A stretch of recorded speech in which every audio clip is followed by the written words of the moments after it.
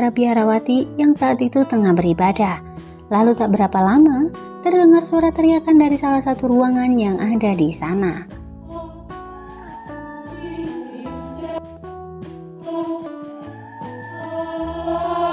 Mengetahui hal itu, setelah selesai beribadah, ada seorang suster yang diam-diam mencoba keluar dari biara guna mencari bantuan medis. Ia pun berjalan menyusuri hutan yang cukup luas. Setibanya ia di suatu perkotaan, terlihat suster itu meminta bantuan dari tim Palang Merah Prancis agar mau ikut dengannya menuju biara. Di sana, suster itu mengatakan bahwa ada seorang suster yang sedang sakit di biaranya. Namun, dikarenakan suster tersebut berasal dari Polandia, seorang mahasiswi kedokteran yang bernama Matilde kemudian menyarankan suster tersebut untuk meminta bantuan medis dari Palang Merah Polandia. Tutaj tylko Francuzi. Polski Czerwony Krzyż. Nie, to nie Polski Czerwony Krzyż. Setelah selesai melakukan pekerjaannya, pada jam istirahat, Matilde pun duduk di depan jendela sembari main asap. Dari kejauhan, ia melihat suster yang tadi berlutut seperti orang yang sedang memohon. Tak tega dengan suster itu, Matilde yang melihatnya akhirnya luluh dan ia pun bersedia membantunya. Setibanya Matilde di biara, ia pun langsung dibawa menuju kamar suster Sofia. Di sana terlihat juga kepala biarawati yang sedang menemani suster Sofia. Dan dengan cepat, Matilde segera memeriksa kandungan Sofia. Lalu ia menyimpulkan bahwa bayi suster Sofia mengalami letak sungsang. Proszę pozwolić. Proszę pozwolić. Le bébé se présente mal, je vais devoir... Matilde kemudian membaca sebuah buku. Lalu ia pun menyiapkan segala sesuatunya untuk melakukan pembrojolan. Hingga pada akhirnya ia pun berhasil menolong pembrojolan suster Sofia.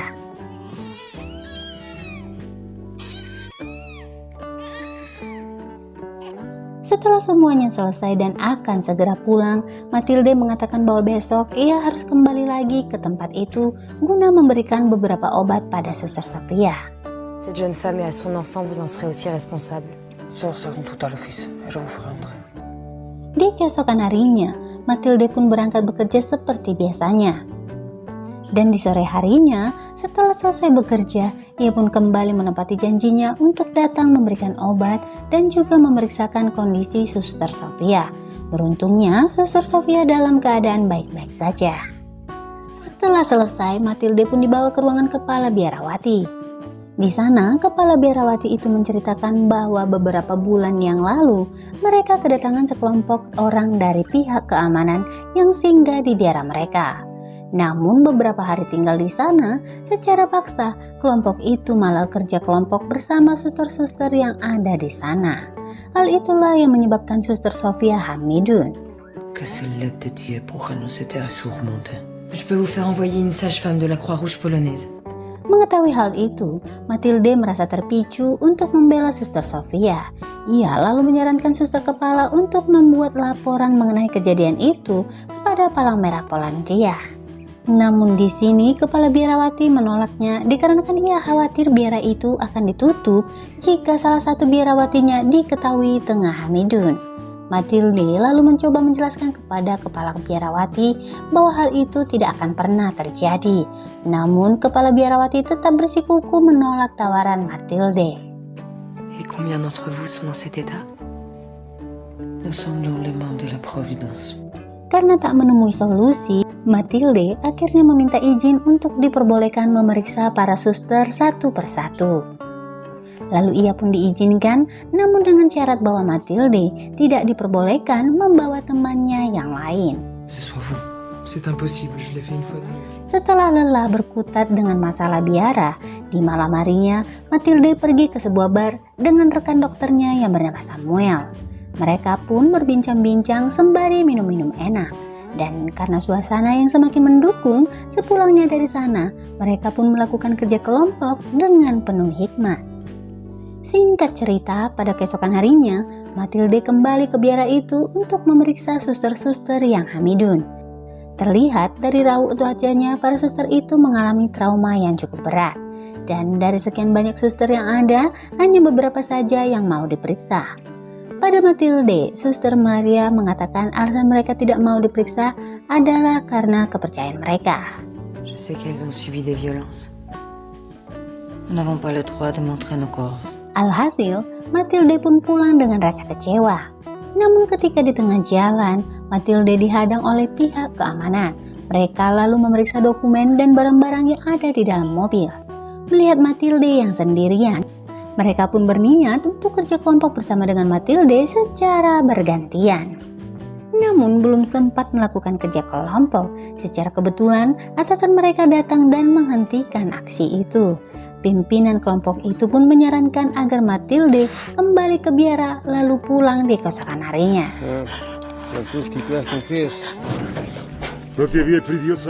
Sesampainya di sana, Matilde pun langsung disambut hangat oleh Suster Maria. Ia kemudian diantar ke sebuah kamar untuk beristirahat di sana. Dan pada keesokan harinya, terlihat biara itu kedatangan sekelompok pihak keamanan yang katanya mereka akan menggeledah tempat itu dikarenakan adanya laporan yang mengatakan bahwa mereka menyembunyikan komplotan musuh. Namun ketika mereka akan masuk, Matilde pun muncul lalu mengatakan bahwa orang-orang yang ada di tempat itu sedang dalam isolasi. Hal itu dikarenakan beberapa dari mereka terjangkit virus flu jenis baru. Так а почему вы властям не сообщили? Vous leur avez dit que le couvent est en quarantaine. Setelah mendengar hal itu, mereka pun ketakutan hingga akhirnya mereka pun pergi terbirit-birit meninggalkan biara itu. Setelah kegaduhan itu, di saat Matilde akan pulang, ia lalu dihampiri oleh para suster yang berterima kasih karena telah menyelamatkan para suster yang ada di sana. Dan karena kebaikannya itu, mereka pun mulai bisa menerima kehadiran Matilde.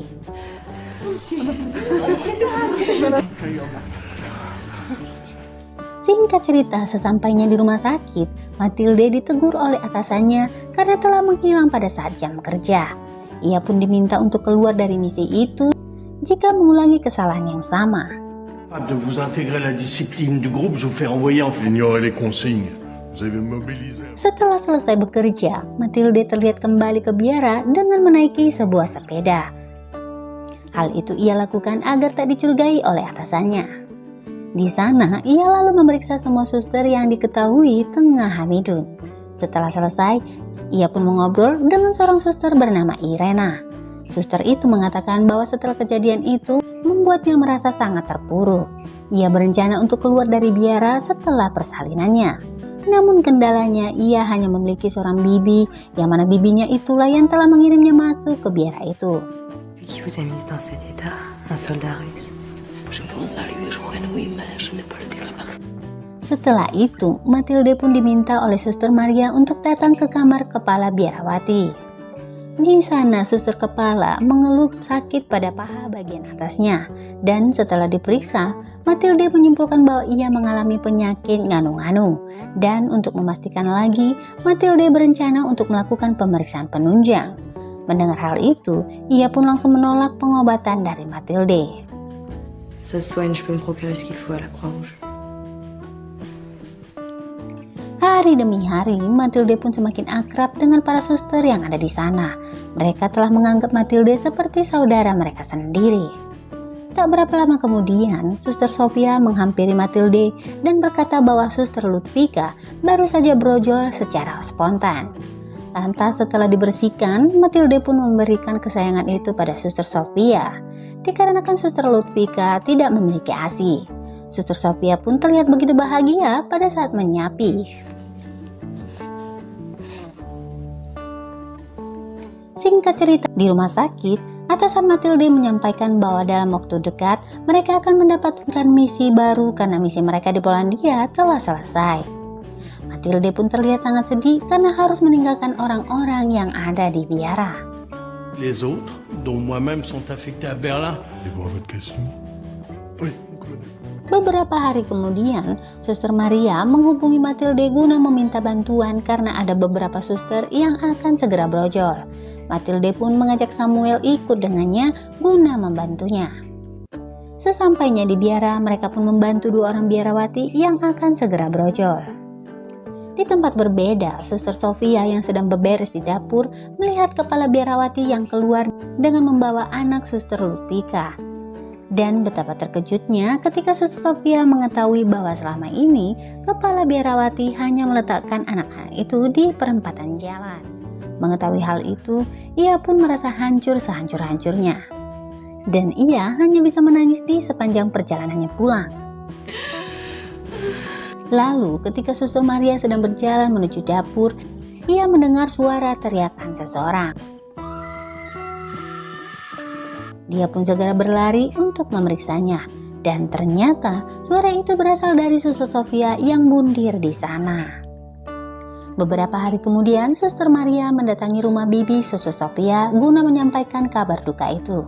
Suster Maria juga memberikan sebuah sarung tangan untuk diberikan pada anak Suster Sofia yang diketahui telah dititipkan pada bibinya itu.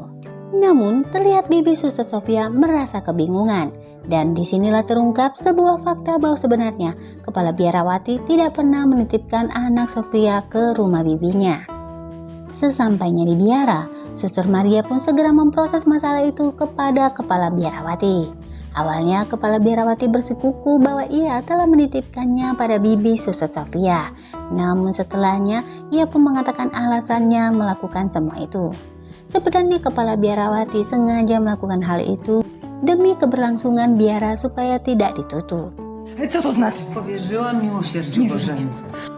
Co ty zrobiła? Zrobiłam co mogłam. Di tempat berbeda, hari kepindahan Matilde pun semakin dekat. Suster Maria dan Suster Anna kemudian mengunjungi Matilde dan menceritakan semua yang telah terjadi.